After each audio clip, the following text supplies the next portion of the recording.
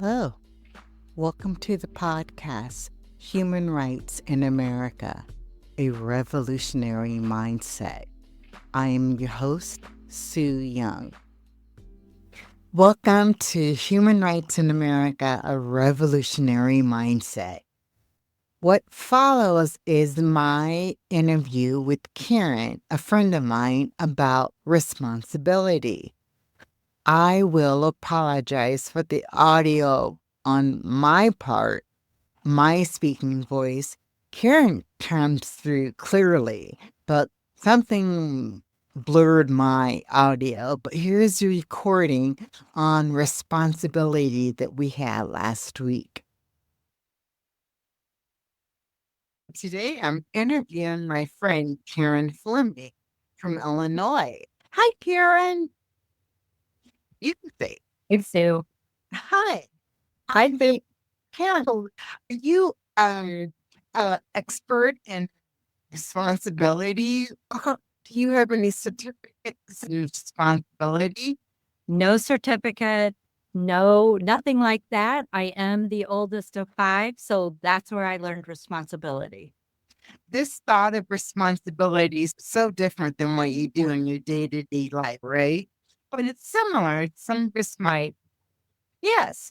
So It's a financial advisor, and that could have some connection. My career is built around protecting what my clients have worked for and built, and that's similar to we all have to work together to make sure we keep our rights. you were thinking about this sense of responsibility. Article 29 from the Declaration of Human Rights. If I summarized it, it would be everyone must respect the social order that is necessary for all these rights to be available. And everyone must respect the rights of others, the community, and the public property. As I've listened to your podcast, I keep thinking, yes, we need to know about our rights. But I keep hearing people thinking about what they want or they deserve instead of my responsibility. I can't have my rights and keep them if I don't support the rights of others. You just can't have one person with rights.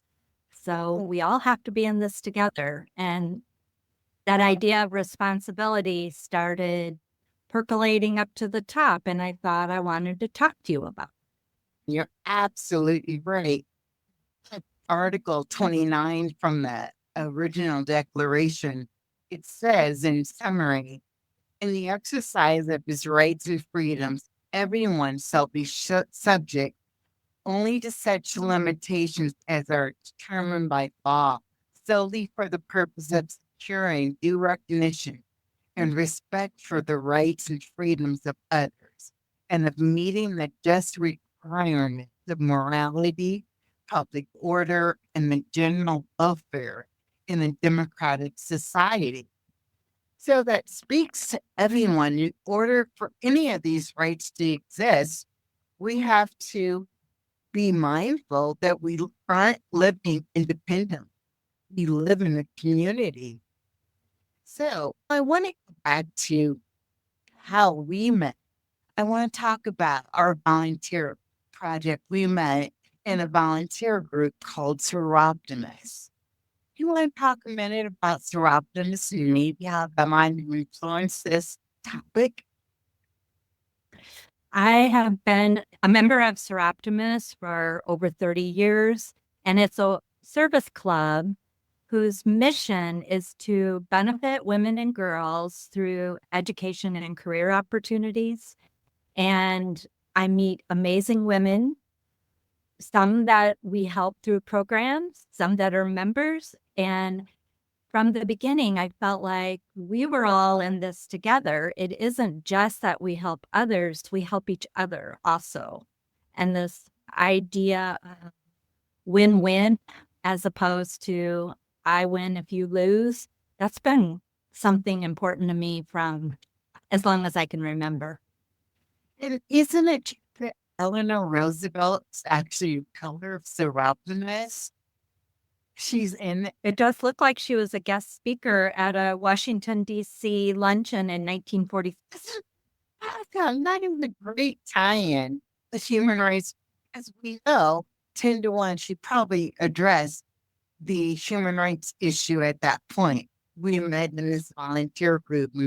I did it for maybe 3 to 4 years in Illinois, and you've been a member for that for 20 something years, right? Almost 30. Yep. Yeah, A little bit over 30. that's over 30. All right. So let's back to the topic of responsibility. What do you see that? What do you, how does that interact with human rights as you see it?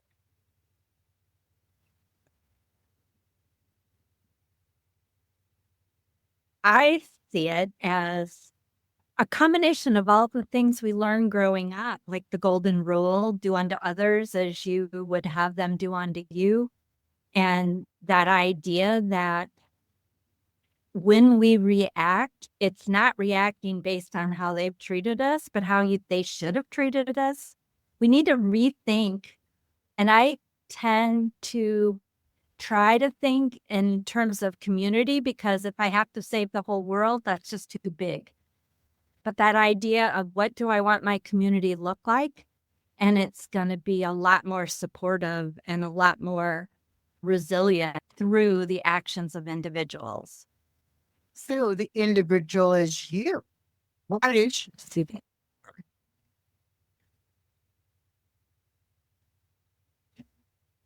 Know about superpowers, but the thing, if I had to say, it's my curiosity about other people. I think that's what gets me through the day. I am always wanting to know how I fit and how other people fit in my life. And I'm curious about their backgrounds. I'm curious about their beliefs, and try really hard not to be judgmental. And that's a lifelong process. I look at the word responsibility just because we all think we know what responsibility is. But I just Googled it and it gave me three separate definitions. The first one is the state or fact of having a duty to deal with something or having control over someone. Americans have a responsibility to each other. The definition goes on to read the state of being accountable or to blame for something. Which, if you're a casual observer and not a participant, you have a responsibility. You've taken on that role to either act or not. I think, we have stay in Soroptimist. We've worked so hard to create successes and to become more independent. But then I keep thinking independent now has almost gone too far. Like we value independence over everything else, where actually being interdependent is where the strength and resilience is. And this idea of the lone person who has done it all themselves seems like a myth. And I'd like to kind of reclaim this idea that we're all in this together. And that is our strength, not the go it alone. It's a myth that we can get through this life all by ourselves. How can I get my right to clean air without the help of so many other people? I'm not the only one breathing in clean air. So I can't get it alone.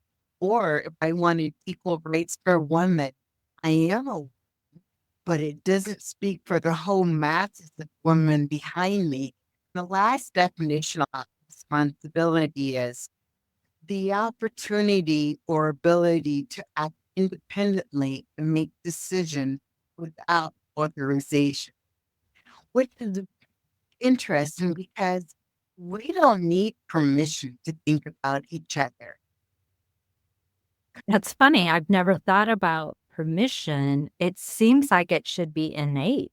I think we should have all been born with that idea that my actions affect you, and sometimes that's okay, Yes. but the consequences of my actions don't just stop with me.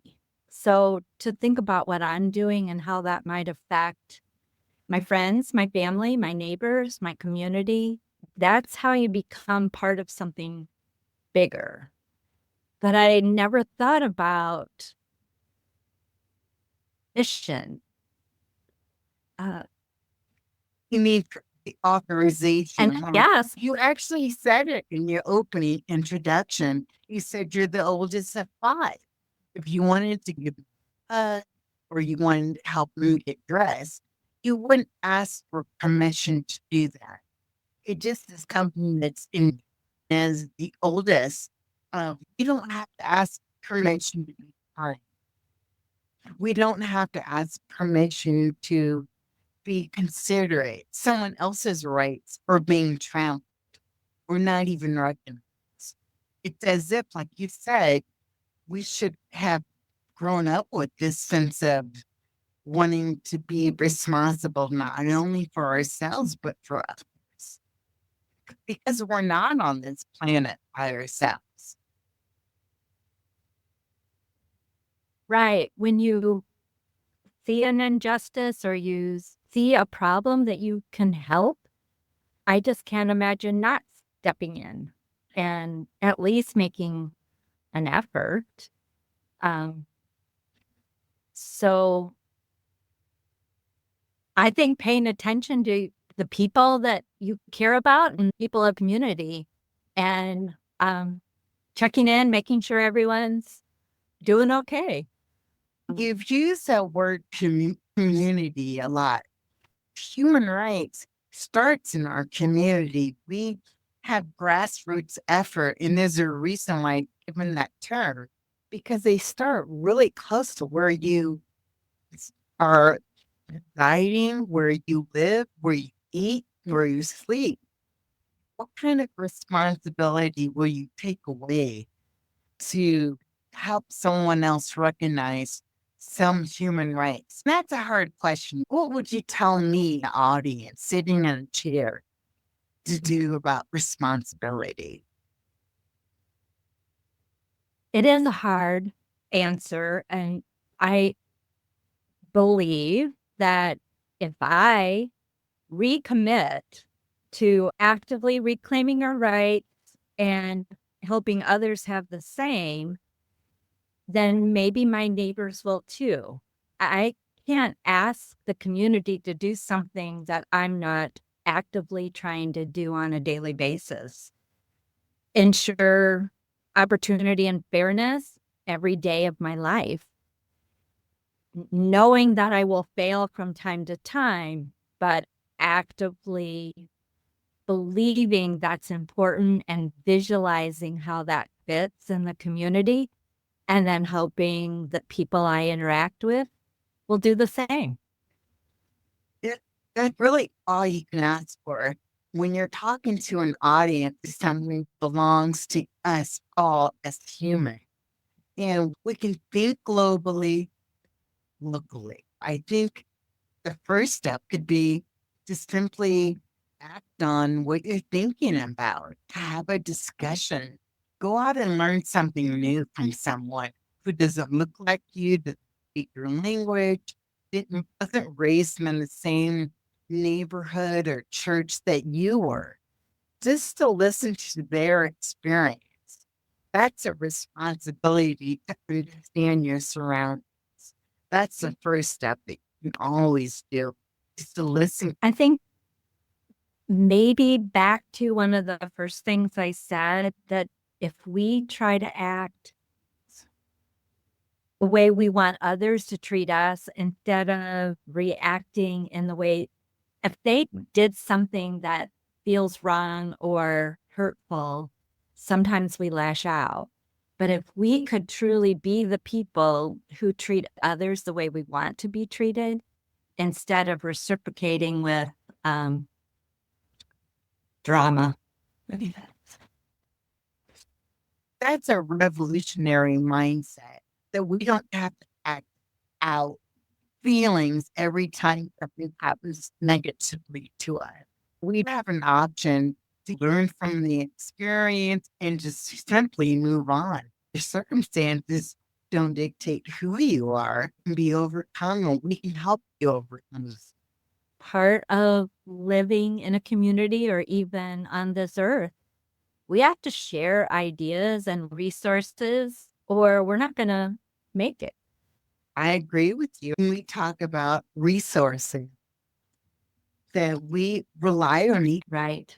No, just even talking about water, we all need water. And this idea that I win if I get the water, which means you lose. And that just isn't a recipe for the future at all. So water is something very specific that we don't worry about here in the Midwest.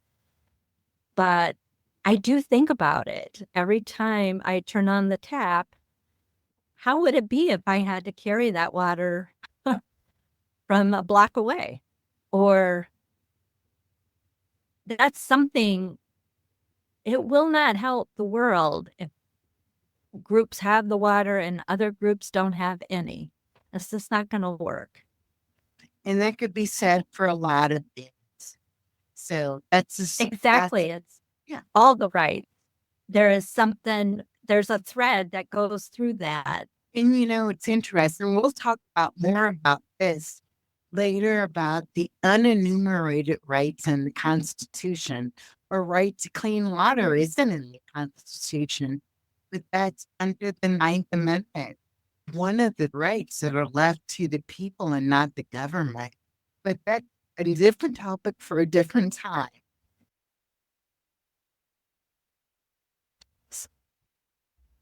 So, in closing, I'm going to read a poem by Charles Osgood. I know him from CBS Sunday Morning. The poem is entitled Responsibility Poem. There was an important job to be done, and everybody was sure that somebody would do it. Anybody could have done it, but nobody did it. Somebody got angry about that because it was everybody's job. Everybody thought anybody could do it, but nobody realized that everybody couldn't do it. It ended up that everybody blamed somebody when nobody did what anybody could have. Until next time, be revolutionary, be human.